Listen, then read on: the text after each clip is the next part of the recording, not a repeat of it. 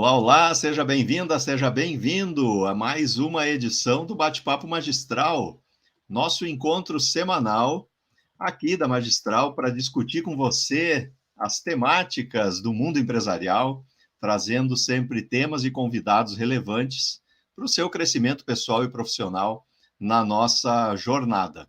Hoje, a nossa temática do encontro de número 64 aqui do Bate-Papo Magistral é como elevar a competência em gestão nas pequenas e médias empresas. Essa vai ser a nossa espinha dorsal aqui, né? O assunto que nós vamos trazer como centro das nossas discussões. E para esse encontro, eu tenho aqui a honra de chamar a nossa presença. Deixa eu chamar aqui os nossos convidados de hoje. Primeiro ela, minha fiel escudeira aqui já dos nossos encontros, Gláucia Nietzsche. Tudo bom, Gláucia? Como é que tu estás? Oi, Luciano, tudo ótimo, obrigado. Prazer de estar aqui, contente de estar com vocês hoje. Um assunto que eu gosto bastante também, né? Porque a gente atende esse público de pequena e média empresa e sabe das dificuldades aí, dos desafios que eles têm nessa parte de treinamentos e formação. Então, estou bem contente de poder participar hoje para a gente conversar um pouquinho sobre isso. Coisa boa, muito bom. Seja bem-vinda, né?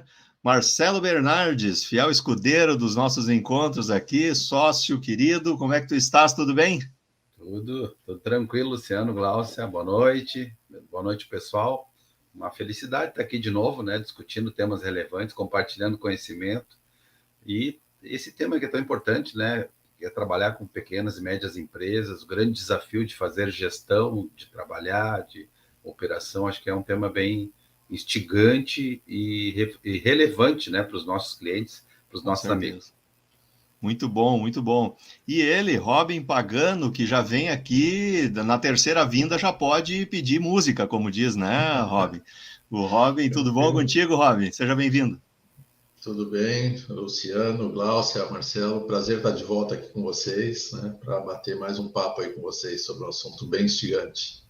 Show de bola. Robin esteve com a gente aqui no iniciozinho desse ano, né? Falando sobre empreendedorismo, a gente falou sobre inovação também, startups, foi a nossa discussão. E hoje Robin volta porque temos aí uma temática que a gente quer falar sobre a gestão nas pequenas e médias empresas. Esse é a nossa dedicação.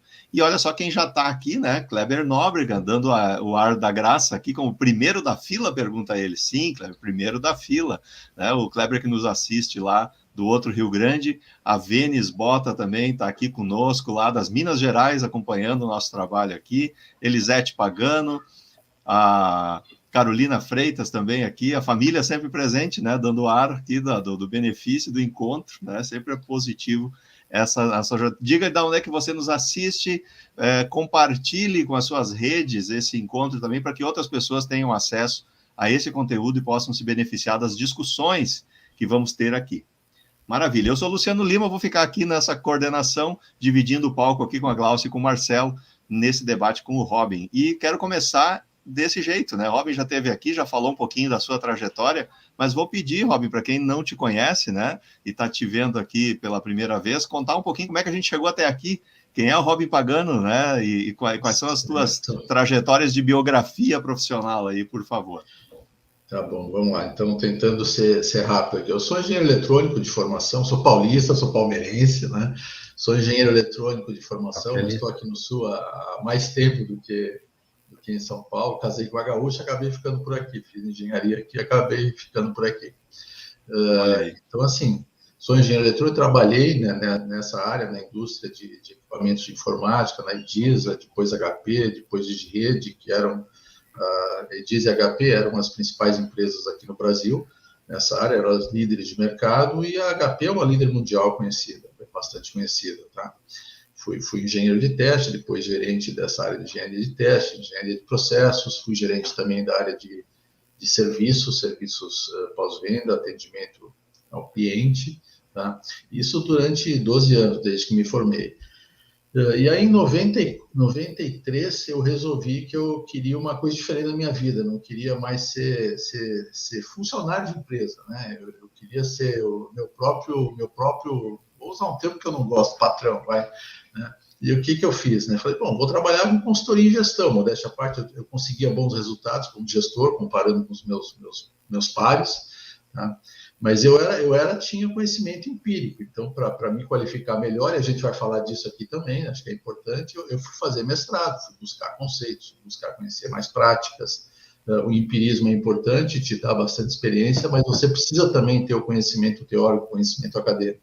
Então, fui fazer mestrado nessa época, em 94, e desde lá trabalho com consultoria e educação corporativa, né? Sem focar um segmento específico, nos mais diversos segmentos, tá? Indústria, serviços, comércio, agronegócio, órgãos públicos, né? Sem focar um setor específico, sem focar tamanho de empresa, pequenas, médias e grandes empresas, né? Cada um com seus próprios problemas, que a gente procura ajudar a resolver. E mais recentemente tem uma empresa, né, de consultoria nessa área, que é a Inteligência. Em 2015, fundei uma spin-off, criei uma spin-off para trabalhar mais especificamente com empreendedorismo de inovação, com startups, né, que é um tema que sempre me atraiu bastante. Tá? E foi em função disso que a gente teve o primeiro bate-papo, né, aqui com vocês. Né? E agora, no comecinho desse ano, entre o final do ano passado e o comecinho desse ano, criei uma outra empresa junto com outro sócio, o Luciano é um deles, que é a PMA Academy, que é uma plataforma de educação continuada. A gente fala dela mais depois, se tiver oportunidade. É isso, basicamente isso. Assim eu cheguei até aqui. Olha aí.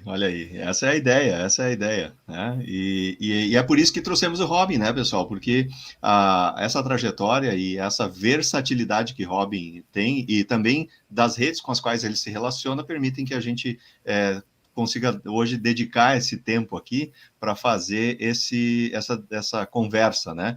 E Gláucia, como é que a gente abre esse assunto aí? Deixa eu já passar para a Gláucia aqui e abrir os trabalhos aí desse encontro de hoje. Talvez eu acho que para a gente começar, a gente podia talvez falar um pouquinho sobre o que representam as pequenas e médias empresas para o nosso país, né? Na minha jornada, assim, eu tive a oportunidade de trabalhar desde empresas pequenas, familiares, e até fui parar numa multinacional, né? Então, eu fiz toda a jornada. E é um mundo diferente, é completamente diferente, né? Não que todas as empresas grandes sejam organizadas, enfim, mas quando você tem um erro numa empresa grande, ou quando alguém não cumpre com alguma coisa numa empresa grande, você tem muito mais margem para cuidar e arrumar, digamos isso, do que uma empresa pequena. Então, quando a gente falha na empresa pequena, o impacto disso é muito maior. Mas o nosso país é formado, na sua maioria, de empresas pequenas, né? E são essas empresas que carregam a maior parte dos empregos. Então, eu acho que seria bom a gente contextualizar um pouco isso, assim, qual é o tamanho e qual é a importância das pequenas e médias empresas para nós? Posso Por ir? Por favor. Eu até peguei alguns dados em relação a isso, que eu acho que é importante, como você falou, Glaucio, a gente conhecer, né, com que universo a gente está lidando. Tá? E são dados recentes, são dados de 2021, embora dependendo da fonte que você pegue, varia um pouquinho, mas não foge muito dos números. Tá? Por incrível que pareça, as pequenas e médias empresas, né, e nós temos classificação, usando uma classificação do Sebrae, que talvez seja a mais usada, né? Nós temos as microempresas, microempreendedor individual, entre aí nós temos as pequenas empresas, as médias empresas e as grandes empresas, tá? Nós estamos falando ali do nicho no meio, né? Pequenas e médias empresas.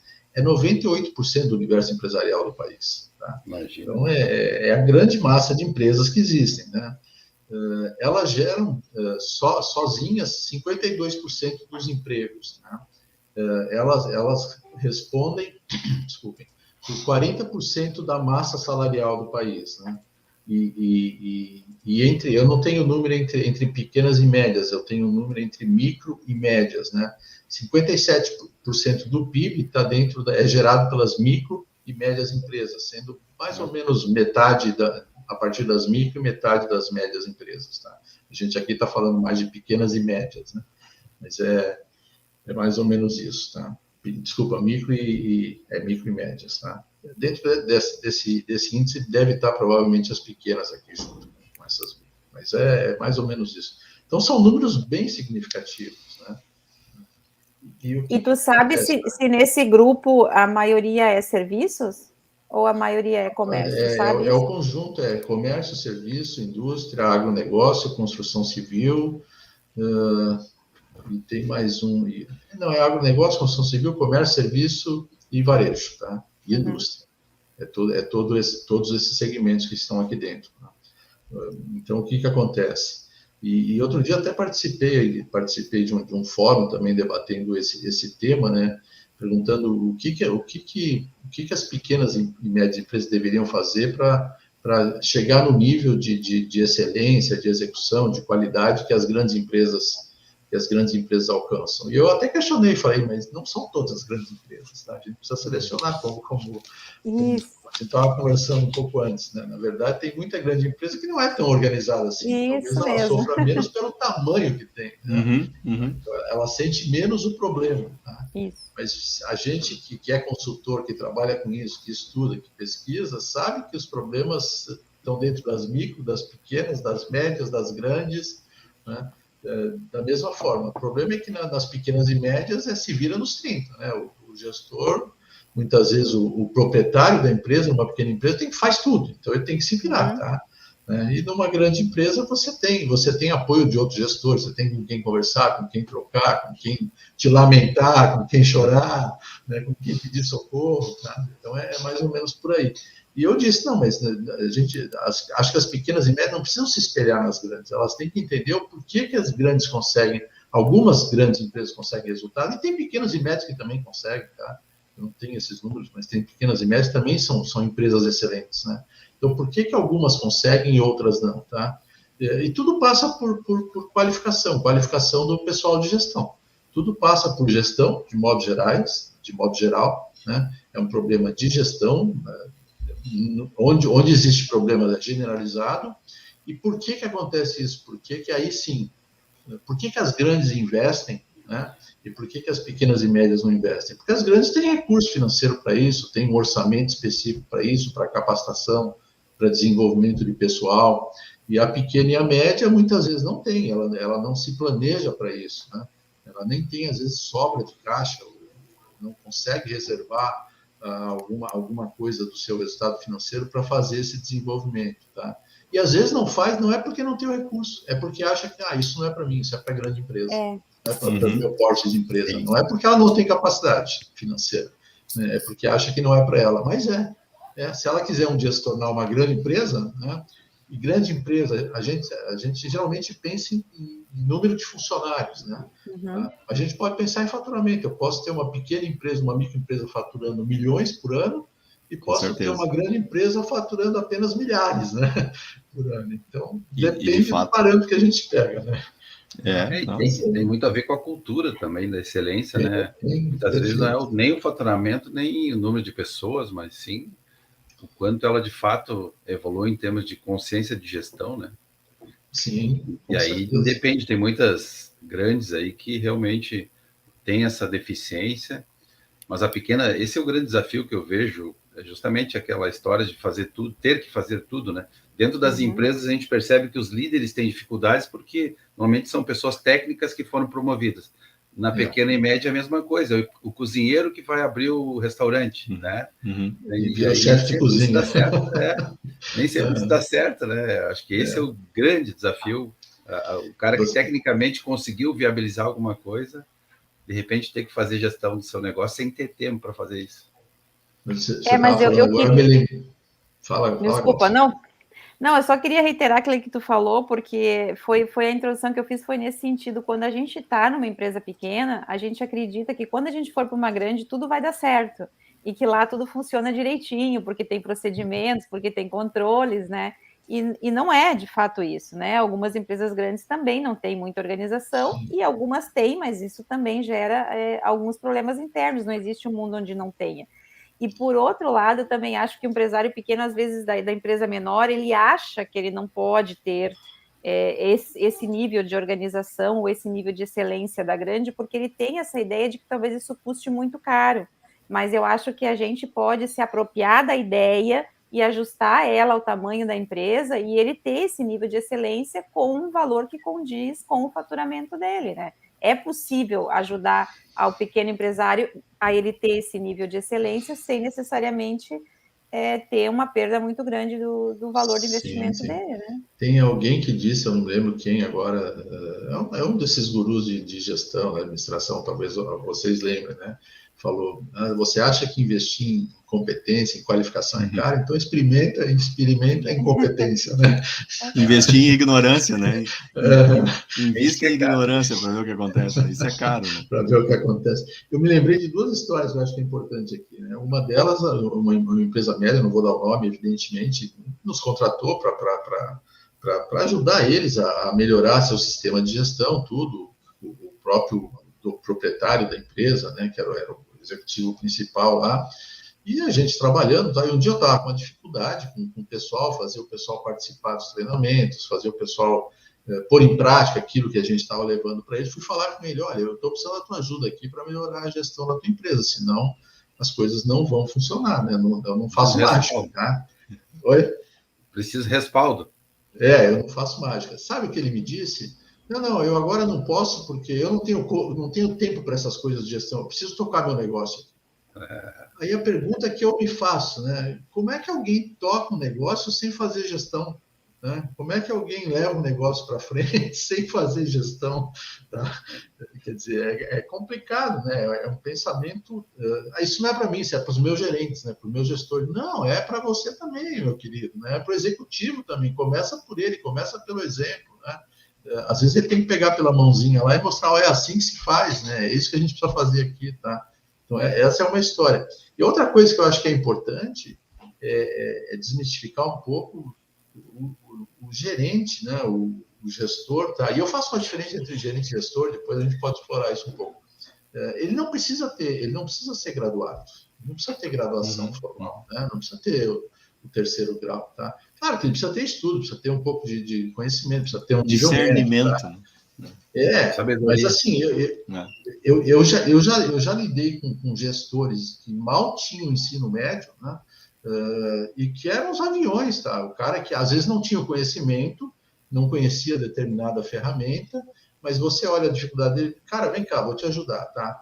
Por que você não faz a coisa assim, assim, assim, assado? Puxa, eu vou fazer. E o cara fazia, botava em prática e resolvia seus problemas, entendeu? Por outro lado, você pega um cara que às vezes é formado, que tem graduação, que tem pós-graduação, e ele olha para você, não vem me ensinar essas coisas, porque isso eu já sei, mas ele não faz, não põe em prática, entendeu?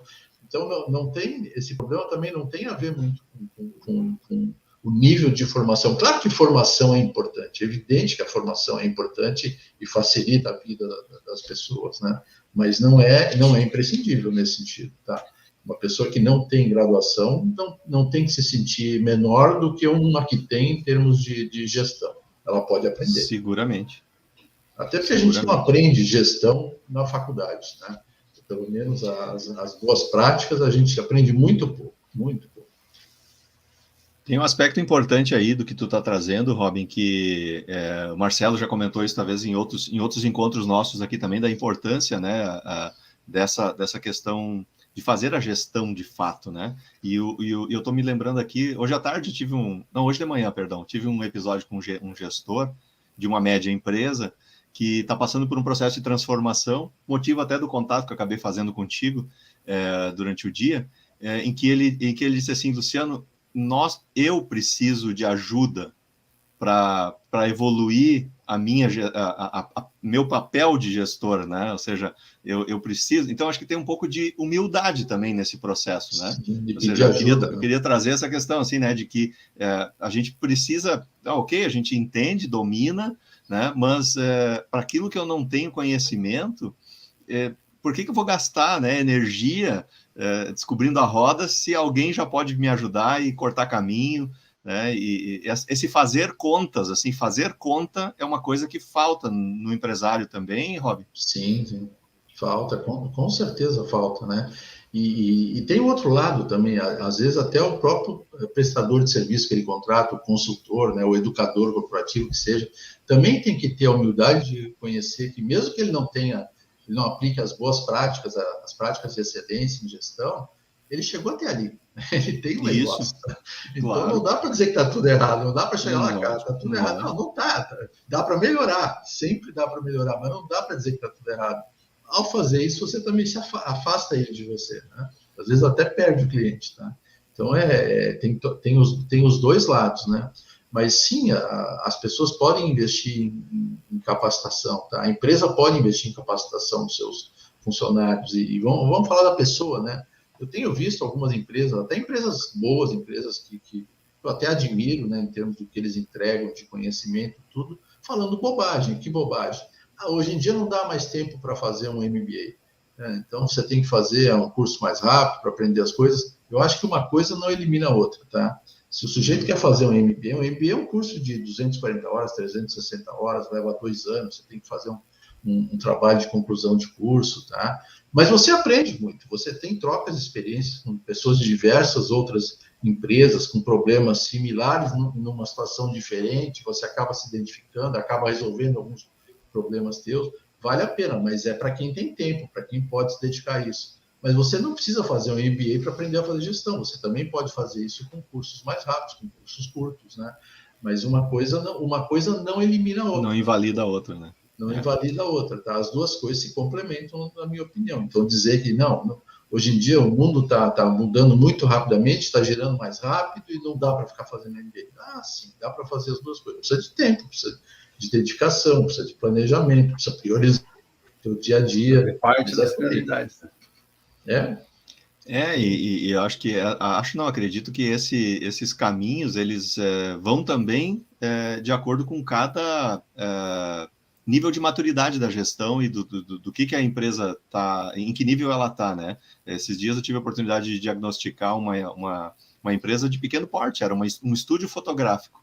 O cara ele tinha a empresa há 17 anos, e aí quando eu perguntei, e a especialidade deles era fotografar gestantes, né? Gestantes, aquelas coisas da gestação. É um nicho bem específico. Tem um nicho específico e que tem, assim, uma recorrência, de certo modo, né? Porque pega lá desde, né, o mês 1, mês 2, aquela coisa toda, depois tem o nenê, E eu perguntei para ele, escuta, e o teu cadastro de clientes?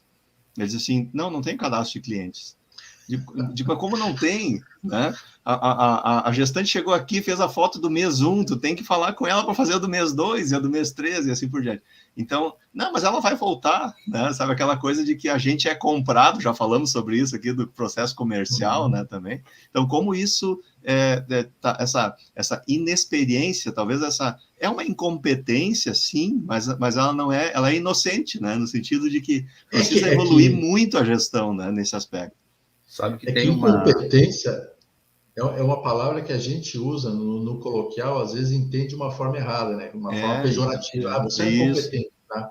Não, eu sou incompetente em diversas áreas. Né? Todos somos. Eu estudei, tá? Então, assim, a incompetência está muito relacionada ao que você precisa conhecer e o que você não precisa. Tem coisa que eu não preciso conhecer, eu sou incompetente naquilo ali, um completo incompetente. Isso não é pejorativo, né? Nesse sentido, tá? Eu não posso ser incompetente. Se eu me proponho a ser um gerente de produção, um gestor de produção, eu tenho que entender de engenharia de produção. Eu vou ter que estudar técnicas de produção, processos, etc. Tá? Eu não posso ser incompetente nessa área, né? Mas eu não preciso entender nada de gestão comercial, por exemplo. Eu não lido com clientes externos, eu não vendo, né? Eu produzo, tá? Então, eu sou incompetente naquela área. Sabe que tem um diagnóstico bem interessante ainda no nascimento das empresas, um trabalho que eu fiz há um tempo atrás, com base nas informações do Sebrae, que é bem interessante em relação ao que a gente está falando. Normalmente, as pequenas e médias empresas, as pequenas, né, elas são criadas por 2 motivos. Ou porque eu não tinha outra opção, fiquei desempregado, né, trabalhei a vida inteira, e é o que tem acontecido muito, ou porque eu tinha uma convicção de abrir um negócio. E nas duas situações, fez uma estatística, o índice de mortalidade daquela que não tinha opção é muito maior do que aquele que tinha convicção. Ou seja, o cara planejou abrir um negócio, ele se preparou para abrir um negócio, ele estudou, e aí a chance dele ter sucesso é muito maior. E no outro caso, tem muita gente que está no mercado lá, tentando aprender a ser dono de empresa, e por isso que a gente acaba se deparando. Claro que dá para... É isso que eu queria te trazer, né? Eu acho que dá para corrigir mesmo assim, né? Nós temos muita situação assim, de pessoas que não tinham outra opção e acabaram virando empresários sem ter, muitas vezes, o básico de conhecimento para fazer gestão, né? Eu trabalhei com uma empresa da área de construção civil há um tempo atrás, que o proprietário, o fundador, tá? Ele não se deu conta do porquê que ele fundou a empresa. Eu disse para ele, conversando com ele um dia, eu falei, você viu por que você fundou a empresa? O que acontecia? Ele era vendedor, ele era um excelente vendedor, tá? De uma empresa que trabalhava, era com pré-moldados, né? Indústria de pré-moldados, tá? E ele prometia, segundo os prazos que informavam ele na produção, e a empresa não entregava. E aquilo foi incomodando ele, né? Porque era a palavra dele, né? Embora ele trabalhasse para a empresa, mas era a palavra dele na frente do cliente, tá? Então ele prometia um prazo de entrega, segundo a informação que davam para ele, a empresa não entregava. Até que um dia ele resolveu, não, eu vou passar a produzir os pré-moldados, aí contratou gente, né? Instalou uma fábrica, claro, ele conseguiu recursos para isso, tudo, né? E montou a empresa, tá? E passou a entregar. Eu falei, você viu por que você montou a empresa? Porque você te incomoda. Não foi. Claro que foi. Conscientemente pode não ter sido, mas foi isso que te motivou a abrir uma empresa. Quer dizer, não foi nem a situação de perder o emprego, nem a situação de, eu quero ter um negócio próprio. Foi ainda um terceiro fator. Um incômodo, né? É um incômodo. Ter estudado bastante para aprender a entregar no tempo certo, né? Mas não era ele que produzia, né? Sim, eu digo, mas quando incomoda, tu vai cuidar para não errar, não cometer o mesmo erro, né? Ele conseguiu criar uma empresa que ele entrega, né? Simplesmente assim, tá? E o entregar tem muito a ver com não prometer um prazo menor para pegar o pedido, sabendo que você não vai entregar, tá? Isso. Eu trabalhei bastante tempo, o Luciano também, com indústria de calçado, né? Como consultor, tá? E numa delas, estavam sempre atrasados, sempre com pedido atrasado, sempre entregando atrasado, tá? E a empresa que eu estou falando não é a empresa que o Luciano trabalhou, é outra, tá? Não sei se lá aconteceu ou não importa, né? Não, e só na França tem esse tipo de problema, né? Aqui no Brasil França, não tem isso. Então, assim, estava sempre atrasado, sempre atrasado, sempre atrasado. Mas o que acontecia? Eles pegavam um pedido novo e já botavam na fila do atrasado. Ou seja, já entrava atrasado, né? Eles prometiam um prazo, mas não ia entregar. E um dia eu me irritei, me incomodei, chamei o gerente de produção, de planejamento, e pensei, escuta, vamos resolver isso, vamos. Como é que a gente resolve? O que está atrasado, está atrasado. Dane-se, não tem mais o que fazer, tá? Agora, pedido novo, prometeu um prazo, entrega, passa na frente, vai recuperando o atrasado. Não, a gente não pode fazer isso, senão nós vamos perder o cliente, vocês vão perder todos os clientes desse jeito, né? Tá? Então, assim, às vezes é duro você tomar uma decisão dessas, né? Mas se você aceita um pedido que está atrasado, e acho que o Marcelo pode até falar disso, trabalha bastante pelo que eu sei, com sistemas da qualidade, né, com ISO 9000, você não pode prometer um prazo que você sabe que você não vai entregar. Não. E tem um agravante, nesse caso, com esse lead time alto, o atraso aumenta o lead time. E aí tem casos que até a matéria-prima sobe no meio do caminho e começa a ter prejuízo, não consegue nem manter o preço que tinha vendido. Tu vende lá, o cara vende, daqui 2, 3 meses tu vai entregar, já mudou tudo, importa a matéria-prima. Então tem um monte de fatores aí que são bem complicados. Só que isso é uma realidade, hein? É uma realidade. Assim, muito difícil de ser gerenciada, né? Porque tem muito a ver com essa questão do desencaixe da venda com a entrega. E aí tem mais esse fator também, principalmente quando a indústria, né? A dependência da matéria-prima, dependência da matéria-prima importada. Pô, tem... E aí realmente começa a complexar.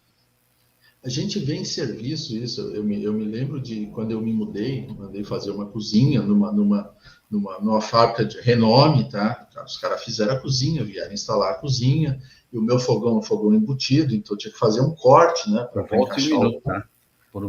Segura uma questão rápida que eu já volto. Vai lá, tranquilo.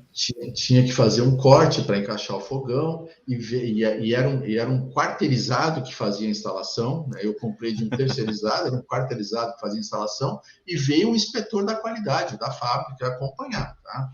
E os caras cortaram errado, né? Era um U, tinha que fazer um corte em U, cortaram errado, cortaram invertido, então ficou uma parte embaixo mais curta. Eu falei, assim não aceito, tá? Não tem problema, a gente vai resolver. Aí trouxeram uma chapa inteira, é uma placa inteira, né? De madeira que eles cortam só um U, aquele meio ouro vai embora, é lixo, né? Vieram, cortaram certinho, só que a cor estava errada. Era branco, mas era um branco diferente, tá? De novo, foram fazer o serviço, né? Vieram fazer o serviço. De novo, cortaram errado. Fizeram um corte errado, ficou um Uzinho lá aparecendo embaixo. Assim, não aceito, tá? Na quarta vez, erraram de novo a cor. Não deixei nem cortar. Falei, nem corta. Isso aí está na cor errada de novo, tá? Na quinta vez, eles acertaram. Aí, sabe o que o inspetor da qualidade da empresa me falou? não se preocupa, se tiver qualquer erro, a gente volta aqui. Eu falei para ele, não, eu não quero que vocês voltem aqui. Eu não quero mais ver vocês aqui. Ver vocês aqui significa problema, né? E assim, estou falando a gente está juntando aqui uma empresa de média para grande, que é a produtora da cozinha em si, né? Uma empresa média, que foi quem vendeu, e talvez uma empresa pequena, que são os instaladores, tá? Ou seja, tinha problema em todos eles. Né? Então, não, mas isso já faz umas quase 2 décadas, mas já estamos falando do século XXI, tá? Quer dizer, e gestão é algo que vem lá de 1960, né? Começou esse movimento de gestão lá com a qualidade total na década de 60 no Japão, e até hoje tem empresa que não sabe o que é isso.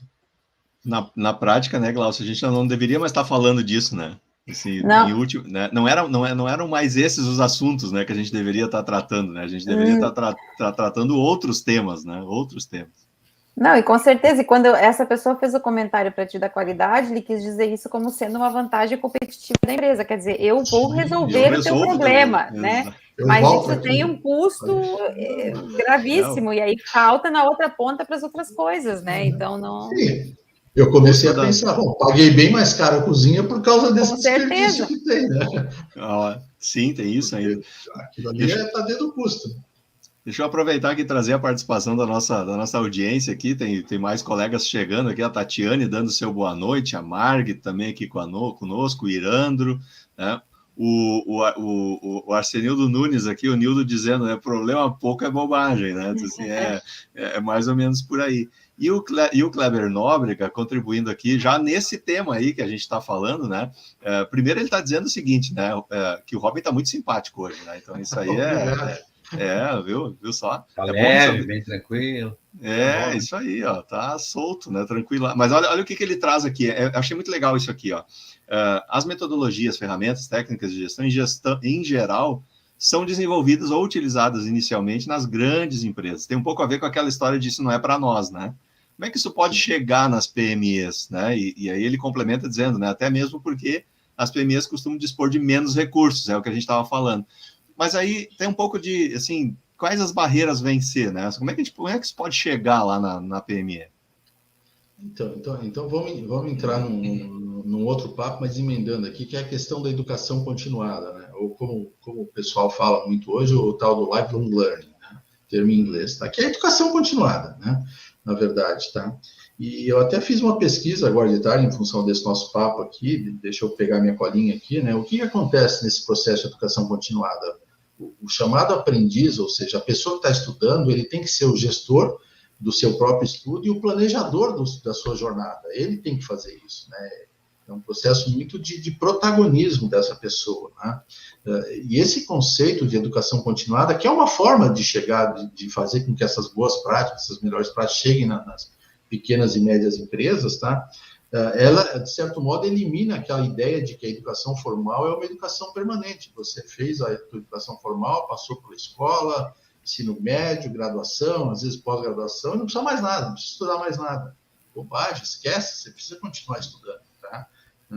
E ela precisa ser o quê? Ela precisa ser flexível, precisa ser diversificada, precisa estar disponível, ou seja, você tem que acessar esse conhecimento que você precisa adquirir ou te aprofundar, né, ou complementar o conhecimento que você já tem a qualquer tempo, de qualquer lugar, tá?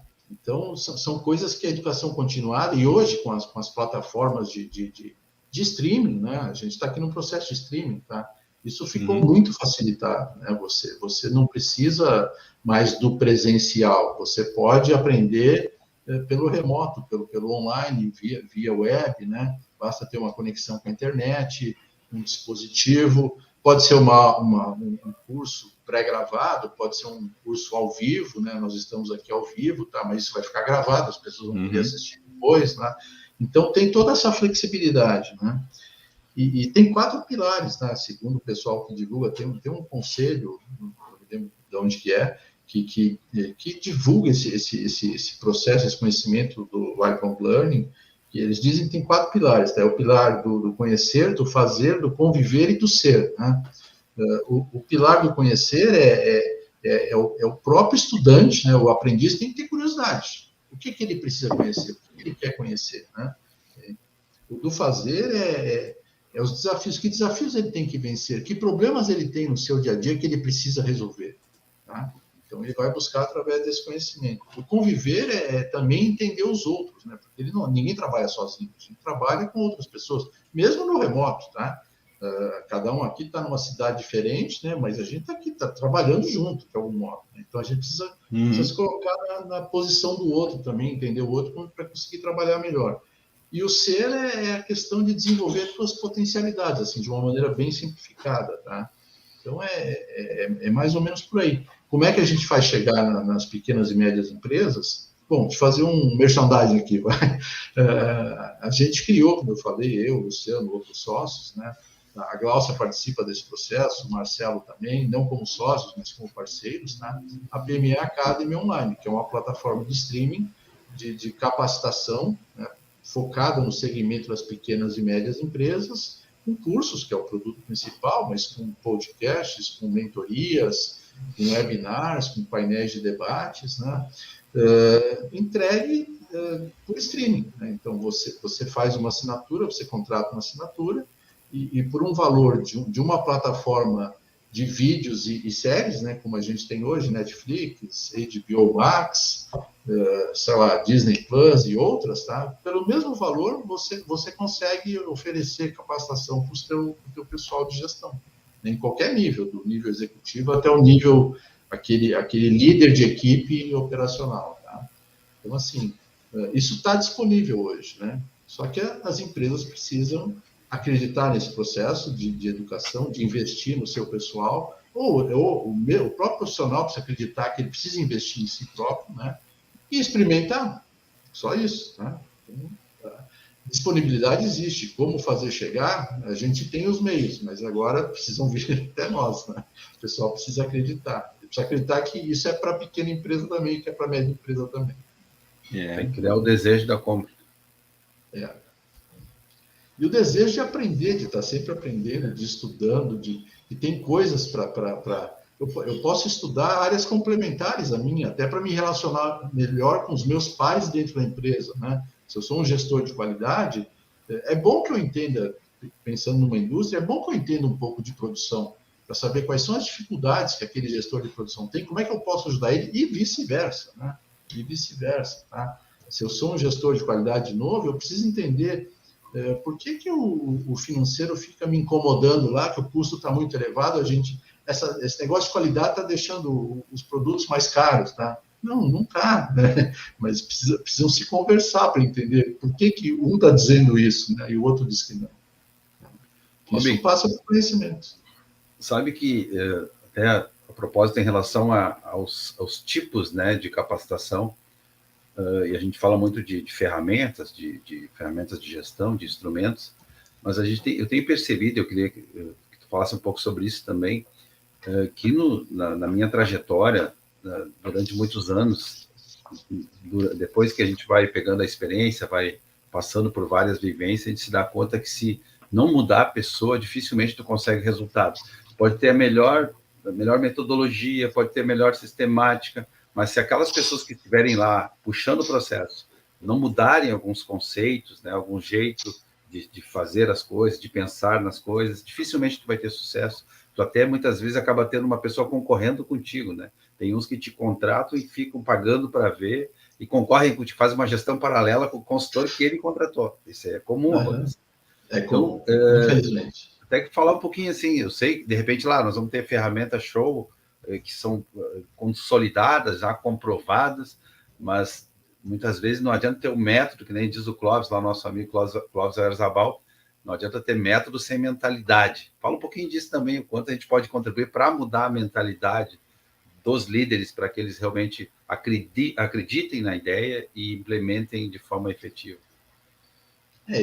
Eu acho assim, eu tenho para mim assim, a gente não muda ninguém, tá? O que a gente consegue fazer é passar conhecimento para as pessoas, tá?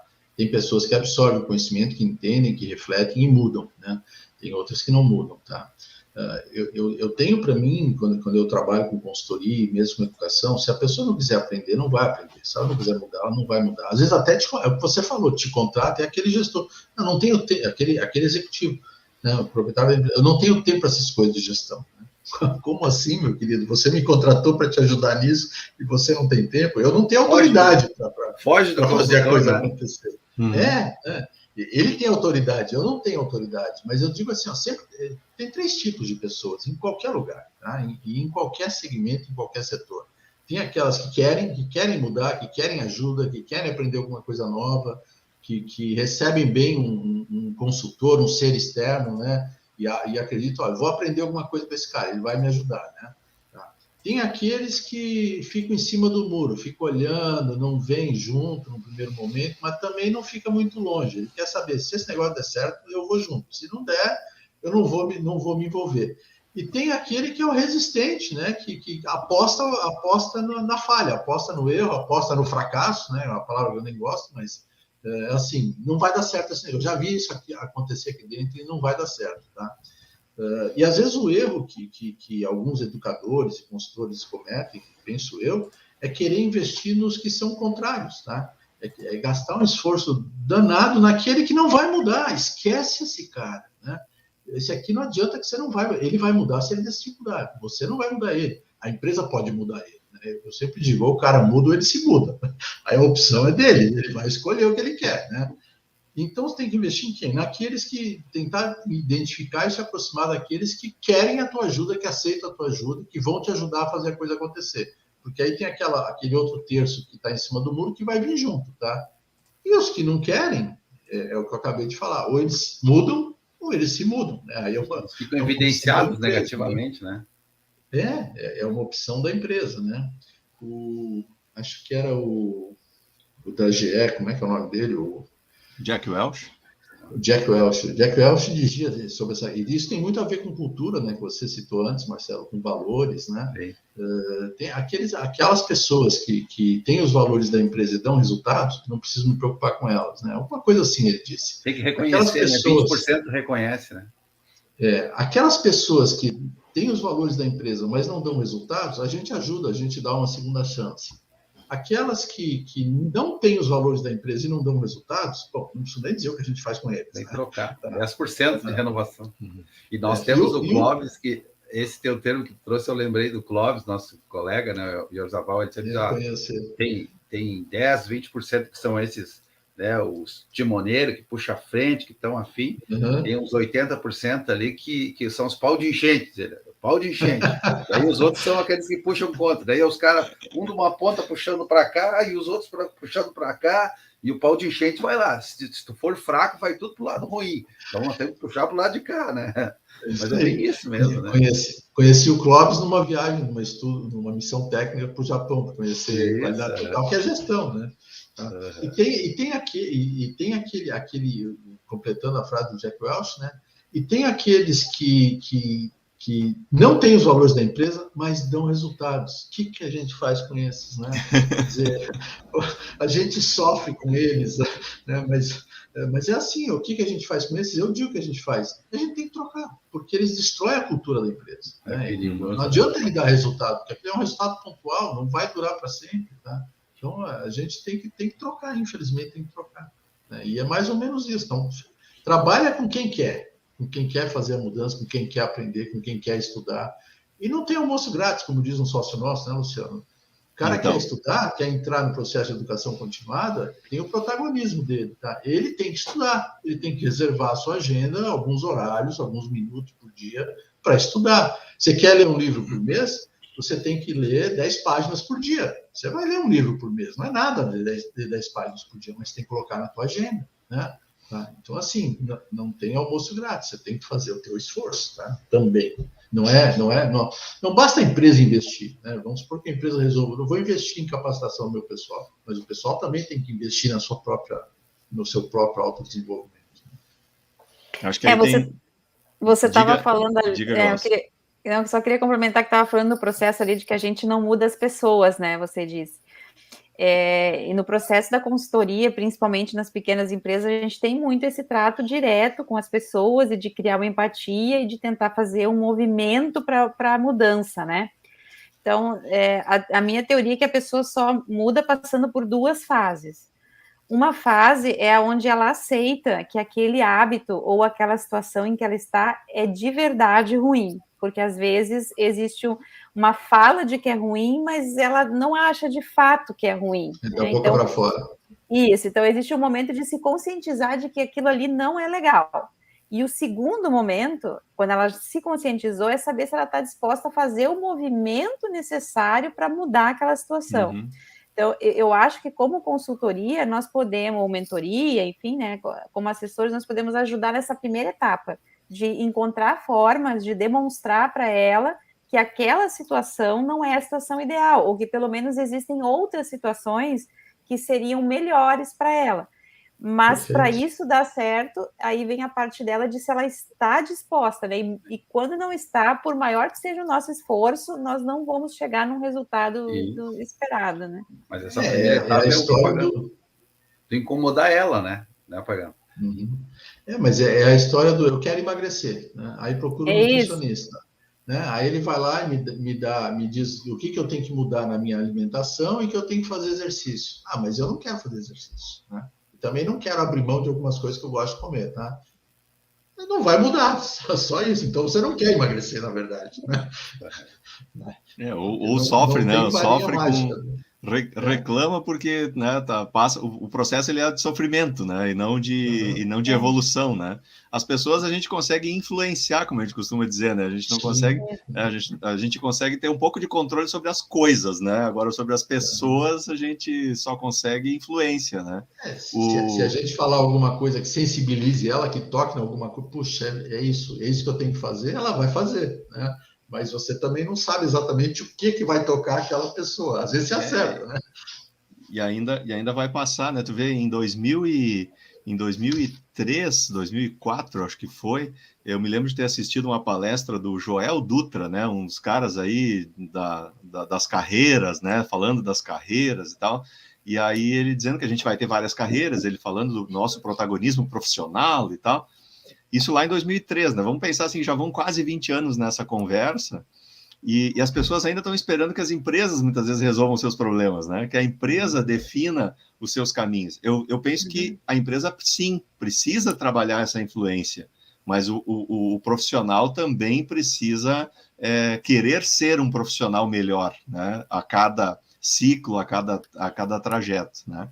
O Nildo aqui trazendo, né, contribuindo com aquilo que o Robin estava falando, né? Você contrata o consultor, faz todo o esforço para dar errado e depois diz, eu falei que não ia dar certo, né? E o consultor é que é o incompetente, né? Dizer, né? E nessa história da educação também ele trazendo essa, né? A educação não muda o mundo, quem muda são as pessoas, né? Através da educação. Então, de fato, né? A gente está aqui, né? Trazendo a nossa discussão é a gestão nas PMEs. E olha como é relevante a questão do conhecimento, né? Que é a base, né? Conhecimento aplicado, logicamente, né? Sim. Conhecimento Glaucia, útil algum ponto e aplicado, né? Porque tem muito conhecimento que não é útil, né? Então, né? Tem isso também. Saber o que eu preciso buscar de conhecimento e aplicar aquele conhecimento. Eu escutei semana passada só para fazer um aplico aí nessa questão, né? A pessoa falou assim, quando a gente fica sem aplicar o conhecimento, o cérebro vai ficando gordo, né? Ou seja, eu busco um monte de coisa, né? Engordo o cérebro e não põe nada em prática, né? Então aí o cérebro fica gordo e nada avança. Ganha a musculatura e não consegue te mexer depois, porque tá... mais ou menos. Pesa o HD, né? Glaucia, desculpe. Mas era nessa linha até a pergunta que eu ia fazer para o Robin, se ele pode dar umas dicas assim de quais os caminhos, que alternativas os empresários das pequenas empresas têm para buscar os treinamentos, porque eu vejo o outro lado, né? Talvez antes a gente falasse que era muito caro ou muito distante. Acho que a questão de não ter tempo aí é uma questão cultural, né? Mais do que o problema em si. Mas hoje tem tanta coisa disponível que às vezes isso também atrapalha, de fato, né? Como é que você seleciona um pouco, que caminho você tem que seguir, né? Que tipo de cuidados a gente deve ter ao selecionar alguma opção de treinamento? Assim, hoje, em termos de meios, até já falei um pouquinho lá nisso, mas a pandemia acelerou isso. Hoje está muito facilitado esse processo de você conseguir estudar remotamente, tá? de onde você estiver, né? Com o smartphone na mão você estuda, se quiser, tá? Então isso ficou muito facilitado, né? Tem diversas plataformas, tá? E existem plataformas e existem marketplaces, né? Então, qual é a diferença, tá? Num marketplace, você compra um conteúdo específico, você compra um curso, ou 2, ou 3, ou 10, não importa, mas você compra curso a curso, tá? Compra unitariamente. Às vezes até com limitação de tempo para você. Olha, você tem 3 meses para fazer o curso. Se não fizer, você perde o acesso, tá? Então, existem diversos marketplaces, tá? E vou falar de novo, se me permitem, da PMA Academy, tá? Sim, eu ia até te pedir para tu falar um pouquinho, assim, do porque tem uma questão, só para contribuir com isso que a Glaucia está falando, né? Tem muito assunto, então tem uma coisa que é a curadoria também, né? Assim, Isso, né? Onde é que eu posso... mas peraí, mas eu posso ir lá no YouTube, lá e tem um monte de coisa, né? Tem coisa grátis, né? E são mesmo, se você dedicar um pouco de tempo, você vai encontrar muito tem conteúdo coisas boas bom, e tem né? muito lixo, né? Mas tem assim essa coisa da curadoria, né? Assim, de como é que eu encontro um conteúdo de qualidade, né? Como é que trabalha isso também? Eu penso que a PME tem um pouco disso também, a PME Academy tem um pouco desse processo também, de concentrar isso, né? Então, os marketplaces, até onde eu sei, não são todos, tá? Mas o próprio LinkedIn tem lá um LinkedIn Learning, né, que é uma plataforma onde você compra cursos. Eu não lembro se você compra ou se é por assinatura, mas são cursos em inglês, nem sempre você tem a tradução, tá? Eu sei que eles fazem uma curadoria. Os marketplaces, até onde eu sei, eles não fazem uma curadoria. Eu resolvo fazer um curso, né? Eu gosto de cozinhar, gosto de fazer risoto, vamos botar uma receita lá, fazer um curso de como fazer risoto. Aí vou lá e coloco na plataforma, ninguém faz curadoria disso. Se eu estou fazendo a coisa certa ou não, se eu estou fazendo bem feito ou não, ninguém olha isso, tá? Claro que na medida que as pessoas vão comprando esses cursos e vão avaliando, a avaliação acaba, de certo modo, fazendo esse papel de curadoria, né? Você consegue olhar quantas estrelinhas tem, se ele é bem avaliado, quantas pessoas assistiram, tá? Mas não é um processo de curadoria formal, né? Na PMA Academy, nós não somos um marketplace, nós não vendemos curso, nós criamos uma plataforma de streaming de capacitação, de conteúdo digital para capacitação, tá? Então, é por assinatura, né? E quem tem assinatura, acessa todo o conteúdo quando quiser, de onde quiser, pelo tempo que quiser, ou seja, enquanto for assinante. Enquanto for usuário, assinante da plataforma, ele tem acesso a todo o conteúdo e sempre com novidades. E nós, né, que criamos a empresa, a gente faz uma curadoria, a gente seleciona quem é que tem conhecimento, quem é que tem competência, quem é que tem experiência para colocar um conhecimento, para gerar um conteúdo e colocar na plataforma, tá? Nesse processo de curadoria, a gente avalia como é que é a pessoa na frente de uma câmera, apresentando o curso, qual é o conteúdo que ela está trazendo, se ela de fato tem conhecimento naquela área, tá? Então, a gente está tomando esse cuidado de fazer esse processo de curadoria, né? E o acesso é bem facilitado, é de onde você quiser, tá? E por um valor que não tem igual, é igual uma plataforma de streaming de vídeos e séries, né? Então, a gente até costuma dizer, né, Luciano, que a gente é a Netflix, ou vai ser a Netflix da educação continuada, tá? Isso. Esse é o nosso objetivo, tá? E a gente está buscando parceiro. A Glaucia já é uma parceira, como eu falei, o Marcelo... O Marcelo também está chegando. A gente não conversou, mas vai ser, tenho certeza, tá? Então, assim... Sou um apreciador aí para participar. Acho que são iniciativas muito válidas, né? Diante até do momento que a gente está vivendo, que ficou mais, digamos, consolidada essa possibilidade, porque até então, para muitos, isso era muito distante, né? E hoje o pessoal, quase todos tiveram uma experiência de assistir alguma coisa, de participar de uma reunião remota, coisa que antes nem se pensava. Então, nesse sentido, as pessoas tiveram o test drive, né? Então, já facilita um pouco mais. Hoje nós damos aula na faculdade daqui de casa, a gente dá curso online daqui de casa. Então, tem muitas coisas que é melhor fazer assim, né, do que presencial. Até pela questão do deslocamento, até atingir um público maior, né?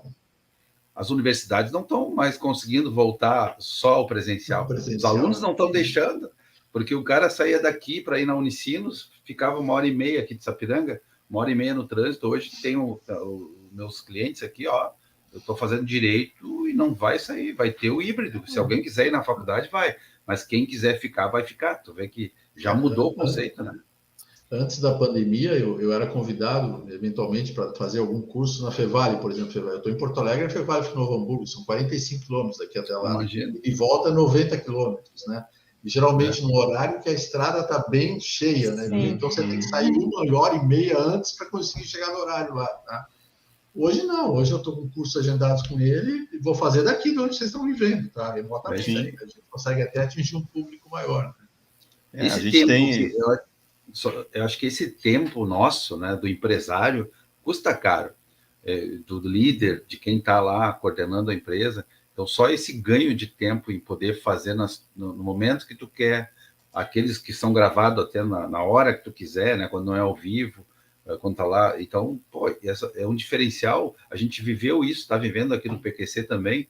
Nos últimos anos, a gente ia num lugar, aí enchia uma turma, muita gente não conseguia ir naquele dia, daí perdia o curso, não tinha mais, perdia de participar do prêmio porque não tinha feito o curso.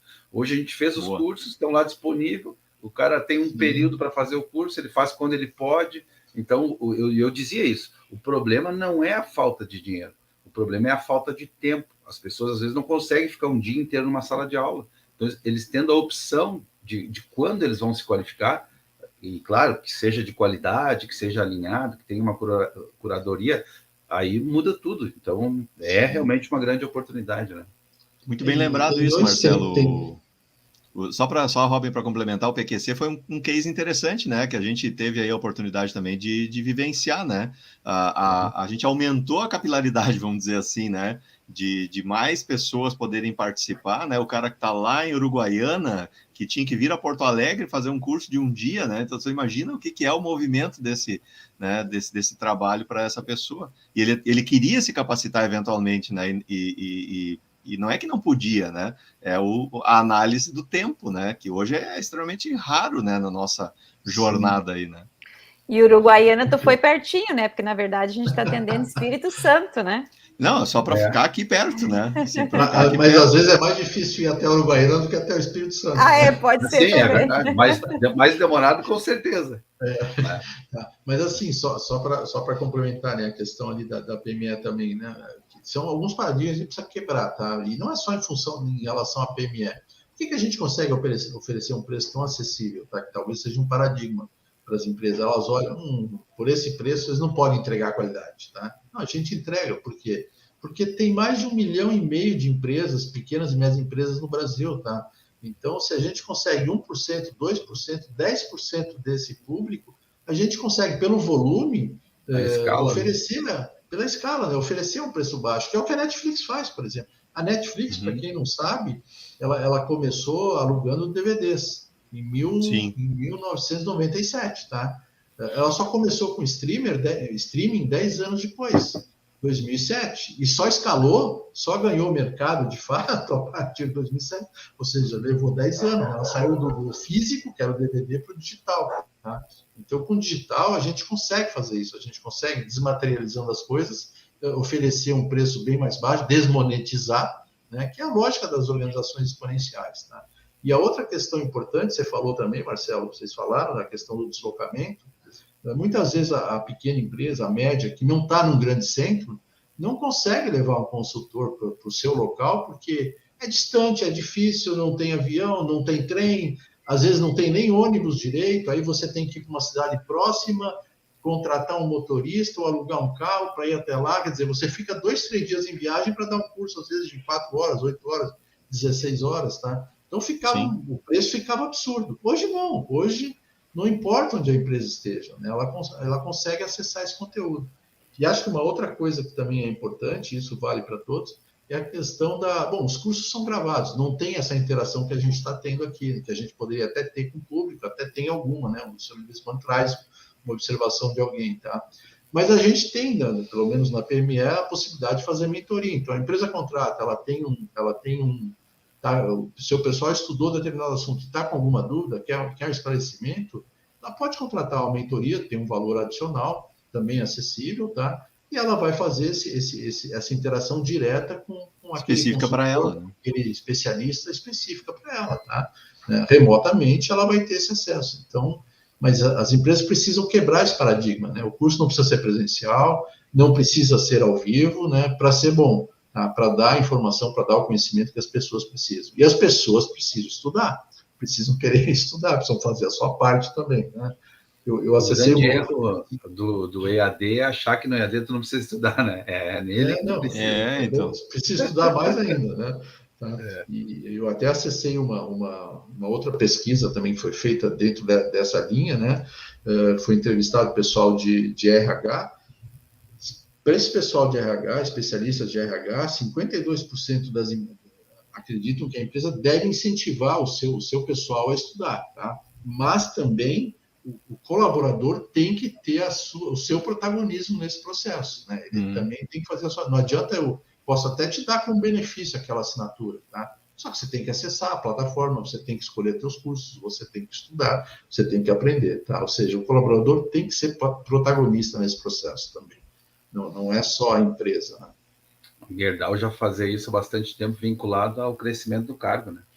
Os caras iam lá escolher os seus cursos e sabiam quais que tinham que fazer para poder melhorar os requisitos do cargo. E você melhora o teu currículo, né? Exatamente. Olha só, eu estava dando uma olhada agora aqui no relógio e a gente bateu 1 hora de papo aí já, né? E quando o assunto ele tem essa relevância, a gente não percebe o tempo, né? O assunto educação, ele já foi parte aqui do nosso encontro e ele vai voltar, não tenho dúvida, assim, por quê? Porque a educação para a gestão ou a educação para o crescimento profissional e pessoal, ele deve ser uma constante, né? Eu tenho um rapaz, aquele que era do stand-up, né? O Murilo Gun, que ele diz, né, que a gente precisa ser aprendedor, né, o tempo inteiro, né? Ele traz essa questão do conceito de que a gente tem que ser eternos aprendedores, né? Porque o que serviu para ontem já não serve mais para agora, né? Os problemas novos requerem competências novas, né? E tem tudo isso também. Muito bom. E o bate-papo, a essência é a educação, né? Então, aqui a nossa missão é essa, né? E é isso aí, é isso aí. Há 64 episódios, né? Esse é o nosso legado também, a nossa contribuição, né? De trazer curadoria também, né? Nesse aspecto, né? Ou seja, nós trazemos aqui os temas e convidados que tenham relevância, né? Então, quem nos assiste agora aqui no ao vivo e quem nos vê depois nas gravações, certamente tem referências importantes aí para o seu crescimento pessoal e profissional, não há dúvida nenhuma disso. Solano chegando aqui também, para dar o seu boa noite. E dentro da lógica de organizações exponenciais, né, que é uma coisa que é bem recente, tá? Que acredita que a gente vive num mundo de abundância, né? O conhecimento está disponível. Hoje, com a internet e com as facilidades que tem, o conhecimento está disponível, tá? Eu preciso querer acessá-lo. Eu tenho que fazer a minha parte, eu tenho que ter a atitude e a ação de acessá-lo, tá? Ele está disponível. E saber escolher ele alinhado ao que tu está desenvolvendo, acho que isso é importante. Mas tá disponível mesmo, tem muita coisa boa, né? Disponível, basta ter atitude. E eu quero fechar o nosso papo de hoje aqui, já coloquei aqui nos nossos comentários, né? Em novembro, Robin, nós vamos ter aí, isso também é uma iniciativa, né, da PME Academy, criar momentos, né, gratuitos, no caso, né, de provocar o empresário também a conhecer um pouco mais a respeito do que está acontecendo no mundo da gestão, né? E aí nós vamos ter a Semana PME, vai ser a 2ª edição, né? Fala rapidamente aí o que é a Semana PME aí. Então, é um evento que nós criamos para passar conhecimento, para compartilhar conhecimento, como falou o Marcelo, né? De uma forma free, tá? Pelo menos por um tempo, tá? A primeira semana foi em julho, a segunda agora está programada para novembro, de 8 a 12 de novembro, e nós definimos um tema para cada dia. Então, na segunda-feira vai ser inovação ágil, a temática. Na terça-feira, experiência e sucesso do cliente. Na quarta-feira, gestão de pessoas. Na quinta, transformação digital. E na sexta, qualidade e produtividade. E sempre tem um webinar na parte da manhã, né, logo cedo, às 8h30, às 9h30, tem um webinar, então um especialista apresentando conceitos, práticas, casos. Na parte da tarde, início da tarde, tem um painel de debate sobre essa temática do dia. e no início, finalzinho do dia, início da noite, também tem outro painel de debate. Então, são 15 atividades, né?